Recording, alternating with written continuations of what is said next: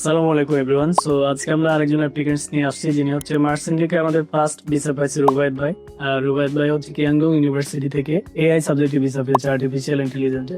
তো ভাই, আপনার ভিসা পেয়ে কেমন লাগছে? আলহামদুলিল্লাহ, ভালোই লাগছে। আপনার এই জার্নিটা কেমন ছিল ফাইনালের সাথে? আইনের সাথে জার্নিটা মোটামুটি ভালোই ছিল। এম্বাসিতে কি কি কোশ্চেন করছে আপনাকে?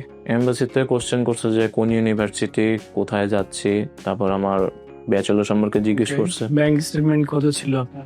ব্যাংক স্টেটমেন্ট ছিল আপনার 20 লাখ টাকা এফডিআর। ওকে, এফডিআর ছিল। জি ওকে, কোন কোশ্চেন করছে এফডিআর নিয়ে? না, জিজ্ঞেস করছে যে আপনার স্পন্সর কে হবে। ভিসা রেজাল্ট পাইতে কতদিন লাগছে? 3 দিন। এম্বাসি থেকে আপনাকে জিজ্ঞেস করছে যে ব্যাংকের লাস্ট ট্রানজাকশন কত ছিল? না, এগুলা কিছু জিজ্ঞেস কিছু করে। জিজ্ঞেস করে নাই। চিলি একটা ইন্টারভিউ ছিল। জি ওকে, পার্টনারের সাথে অনেকদিন কানেক্ট ছিলেন, আপনার এই জার্নি কেমন ছিল? আলহামদুলিল্লাহ, ভালোই ছিল। পার্টনার কেমন সার্ভিস ছিল?